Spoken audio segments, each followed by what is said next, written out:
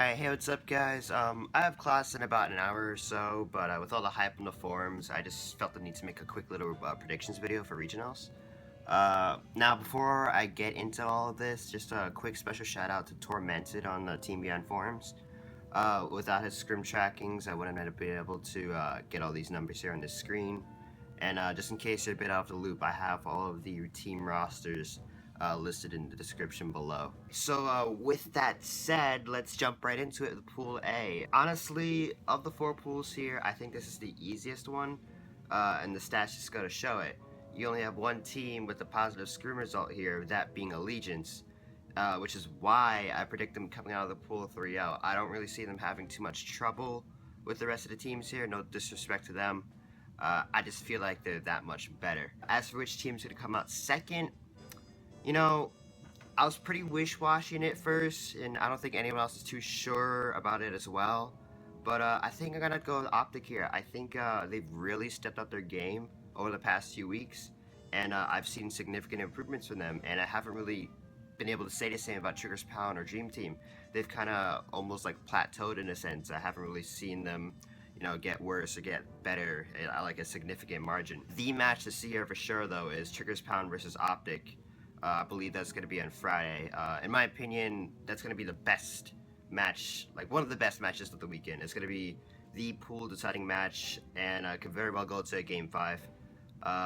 But at the end of the day, I still think that Optic will be able to take it, and it'd be better for the scene anyway. So moving on to Pool B. For starters, I think that CLG really has their work cut out for them. They've sort of been unchallenged by any team outside of the top 4. And I think it's going to stay that way. So I'm just going to move them along with a 3-0 record.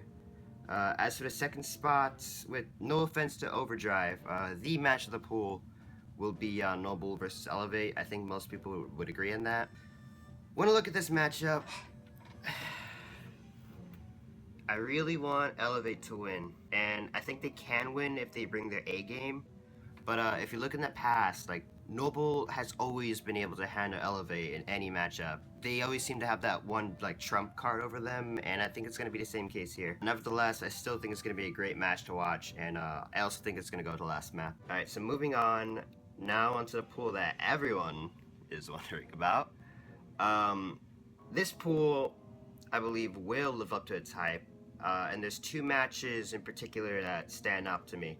And those being Team EnVyUs versus Denial and EG versus Winterfox. I think EnVyUs is a team that everyone wants to do well, but unfortunately they haven't really seen that success yet. I think that if they're able to beat Denial, which is by no means an easy team to get by, they have a pretty good shot at making it out of their pool. Now the reason I have EG versus Winterfox highlighted, you may be thinking like, you're Prider, why the hell do you have the third matchup between the 30 seed team and the 14 seed team highlighted? Well, that's just because Winterfox has beaten EG before. It has happened before. I think either the 3rd or 4th online qualifier. And honestly, man, I think, call me crazy, but I think they could do it again. If everyone at Winterfox is playing their A game and, Ryanoob is being Ryanoob, I honestly think that they could pull off one of the biggest upsets of the weekend. But it still begs the question, who do I have coming out of the pool?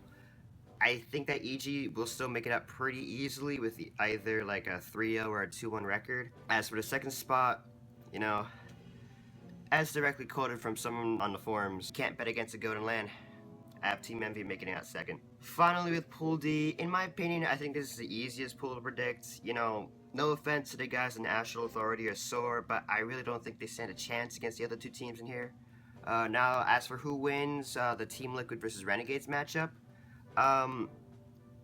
while Liquid has drastically improved since X Games, I still think I'm going to have to go with Renegades here just because, based on the matchup history, they've always really been able to handle Liquid, and I don't think it's going to change here. So that does it for my predictions. Sorry for being a little late in this video, but I hope you guys all enjoyed. Feel free to comment below your own predictions as well, and it's going to be a crazy weekend. See you guys.